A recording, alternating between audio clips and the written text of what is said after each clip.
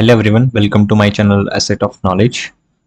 Today we will discuss about a Z-test. So let's start.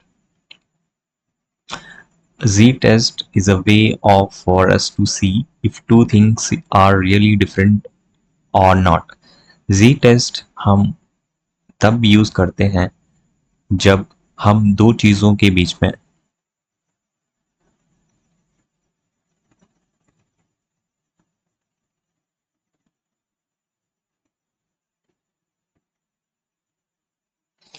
Ji test एक ऐसा test है जो कि हमें ये बताता है कि दो चीज़ें एक दूसरे से अलग हैं या नहीं, और अगर वो अलग हैं तो वो सिग्निफिकेंटली एक दूसरे से अलग हैं या जस्ट बाय चांस वो डिफरेंस आ रहा है. सो फॉर एग्जांपल, अगर आपके एग्ज़ाम स्कोर में आप 82 मार्क्स सिक्योर करते हो, लेकिन आपके जो यूजुअल मार्क्स हैं वो 75 के आसपास आते हैं, तो ये जो 82 आए हैं आपके और आपके यूजुअल मार्क्स जो है 75 के आसपास आते हैं, तो ये जो गैप है यहाँ पर 7 मार्क्स का, तो क्या ये एक्चुअल में डिफरेंस है या ये आपके जो मार्क्स हैं ये बाय चांस आए हैं. सो ये डिफरेंस हमें बताता है जी टेस्ट कि ये जो डिफरेंस यहाँ पर आया है ये एक्चुअल में ये सिग्निफिकेंट है या नहीं. ओके. सो हम कैसे जी टेस्ट को अप्लाई करते हैं, इसका फॉर्मूला क्या है? Mean minus mu divided by standard deviation divided by root n. N is the number of samples or observations. N is the number of observations. N is the number of sample. N is the sample size. N is the sample size. Now let's take a hypothetical example. कि let's say you want to test if student in school are taller than the national average. तो हम देखना चाहते हैं कि जो students की height है क्या एक्चुअल में वो एक नेशनल एवरेज, एक कंट्री की जो एक एवरेज हाइट है वो उससे अबव है या कम है. तो हमारे पास जो पॉपुलेशन का स्टैंडर्ड डिवीजन है वो 3 है एंड जो नेशनल एवरेज है वो 65 है. तो हमारे पास म्यू है जो कि 65 है और जो स्टैंडर्ड डिवीजन है वो है 3 है. राइट, ठीक है. तो हमारे पास सैंपल का जो मीन है वो है 66, पॉपुलेशन का हमारे पास दे रखा है 65 और पॉपुलेशन का स्टैंडर्ड डिवीजन 3 है और सैंपल साइज जो है एन जो है हमारा 50 है. तो हम इसे कैसे अप्लाई करेंगे? ये हमारा मीन आ गया, राइट, माइनस म्यू जैसे ही फॉर्मूले में बताया था divided by standard deviation that is 3 divided by root N that is the sample size 50. तो इन सबको आप कैलकुलेट करेंगे तो हमारा जो आंसर आ रहा है ये आ रहा है 2.36. ठीक है. अब क्या करेंगे आप, ये जो हमारा जी स्कोर आया है आप इसको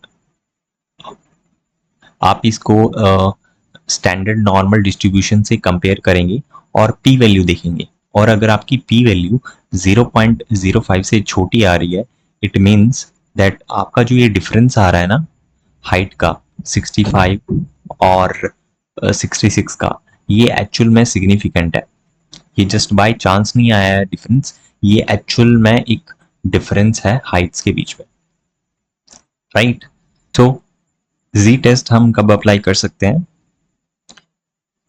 जब आपका सैंपल साइज ग्रेटर देन 30 हो और पॉपुलेशन का स्टैंडर्ड डेविएशन आपको पता हो. दो ये कंडीशंस होंगी तभी आप जी टेस्ट अप्लाई कर सकते हैं. अक्सर लोगों को कंफ्यूजन होती है कि टी टेस्ट और जी टेस्ट में क्या डिफरेंस है. अगर आपने मेरी टी टेस्ट वाली वीडियो नहीं देखी है तो अगर आपने वो वीडियो नहीं देखी है तो आप यहाँ क्लिक करके देख सकते हैं. टी टेस्ट और जी टेस्ट, जी टेस्ट जो है वो आपका जी टेस्ट जो है वो आपका एक्सटेंशन है टी टेस्ट. ठीक है. और ऐसा क्यों है वो मैं आपको बताता हूं. देखिए, जब भी अगर आपका सैंपल साइज छोटा होगा 30 से तो हम टी टेस्ट अप्लाई करेंगे, टी टेस्ट, और बड़ा होगा 30 से तो जी टेस्ट। ठीक है, यहाँ पर पॉपुलेशन स्टैंडर्ड डेविएशन हमको पता होनी चाहिए, तभी हम जी टेस्ट अप्लाई कर सकते हैं। और अगर हमें पॉपुलेशन की स्टैंडर्ड डेविएशन अननोन हो तब भी हम टी टेस्ट के लिए टी टेस्ट अप्लाई करते हैं। अगर आपको नोन है पॉपुलेशन स्टैंडर्ड डेविएशन, देन आप जी टेस्ट अप्लाई कर सकते हैं, एंड सैंपल ग्रेटर देन 30 हो तो आप जी टेस्ट अप्लाई कर सकते हैं। अब कुछ डिफरेंस है वो हम देख लेते हैं कि जी और टी टेस्ट में क्या डिफरेंस है। देखिए, Z test is used for large sample which is greater than 30, जैसे कि मैंने आपको बताया, और टी टेस्ट हम यूज करते हैं स्मॉल सैंपल के लिए जिसका साइज लेस देन 30 होता है। It requires population standard deviation to be known, जैसे कि मैंने आपको बताया कि पॉपुलेशन स्टैंडर्ड डेविएशन आपको पता होनी चाहिए तभी आप जी टेस्ट अप्लाई कर सकते हैं, और इसमें आपकी अननोन हो तो आप अप्लाई करेंगे टी टेस्ट। ठीक है, इसमें हम जी डिस्ट्रीब्यूशन का यूज करते हैं और इसमें टी डिस्ट्रीब्यूशन हम देखते हैं। लास्ट क्या है कि जैसे जैसे हम सैंपल बढ़ाएंगे तो जी स्कोर के ऊपर उसका कोई फर्क नहीं पड़ेगा। ठीक है, वो चेंज नहीं होगा। और अगर हम टी टेस्ट के बारे में बात करें तो जो आपका टी स्कोर है वो चेंज होगा जैसे जैसे आपका सैंपल बढ़ेगा। तो as sample increases the T distribution more like T G distribution. तो मैं आपको टी डिस्ट्रीब्यूशन का अगर आपको मैं ड्रॉ करके बताऊं तो कुछ इस तरह से होता है, वो स्टीप सा। लेकिन जैसे जैसे आप सैंपल को इंक्रीज करते रहेंगे तो और ये और इंक्रीज होता जाएगा और ये नॉर्मल होता जाता है।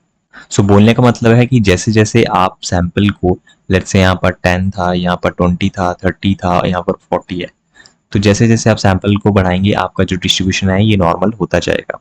सो इसलिए जो टी स्कोर होता है वो सैंपल के चेंज होने से जो उसका डिस्ट्रीब्यूशन है, टी डिस्ट्रीब्यूशन, वो जी के सेम हो जाता है, नॉर्मल हो जाता है। So that's all for this video. I hope I clear your doubt and z test.